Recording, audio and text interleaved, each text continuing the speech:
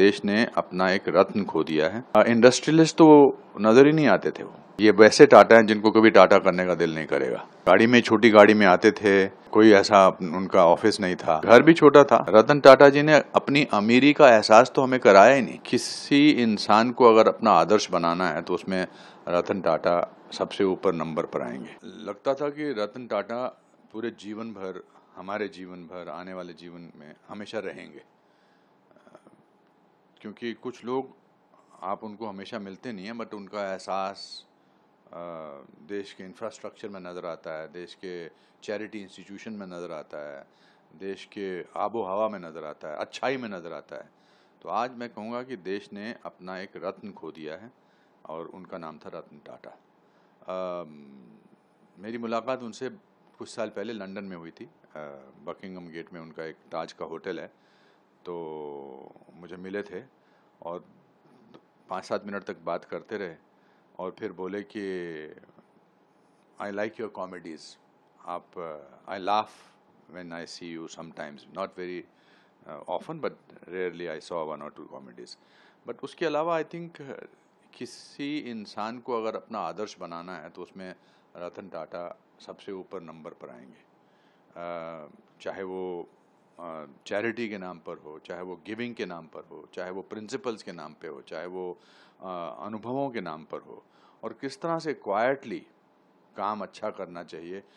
Industrialist तो नज़र ही नहीं आते थे। वो टाटा का इंडस्ट्रियलिस्ट होना ज़्यादा ध्यान में नहीं आता था, पर टाटा का गिवर, एक चैरिटेबल नेचर, वो हमेशा ध्यान में रहता था।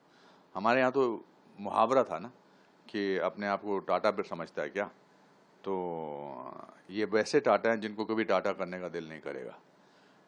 बट उनकी लेगेसी अच्छाई की, गुडनेस की, चैरिटी की, प्रिंसिपल्स की, ऑथेंटिसिटी की, आई थिंक हमारे लिए एक प्रेरणात्मक स्रोत रहेगी। और उनका नाम हमेशा भारत में नहीं बल्कि पूरे विश्व में रोशन रहेगा, because he is a symbol of goodness, he is a symbol of efficiency, he is a symbol of principles. So वो याद दिलाते रहते हैं कि ये इंसान जो है, ऐसा अगर मैं 10% भी बन सकूं तो मैं अपने आप को बहुत ही खुश नसीब समझूंगा।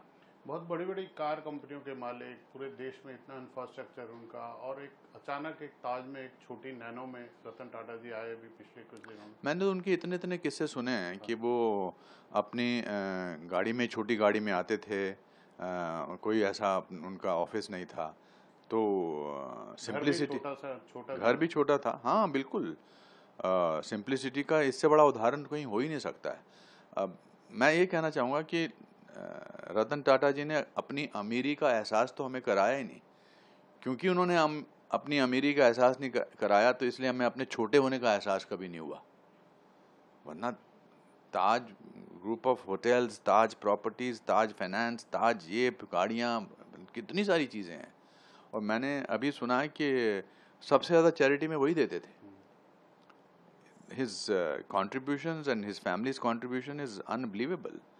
मतलब शब्द कम पड़ते हैं उनके बारे में बोलने के लिए।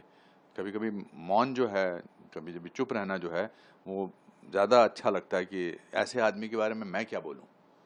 But the good thing about is this, that वो शारीरिक रूप से यहाँ से गए हैं, बट उनकी अच्छाई जो है वो सदियों तक बरकरार रहेगी। And I am very happy that he was born and he was an Indian.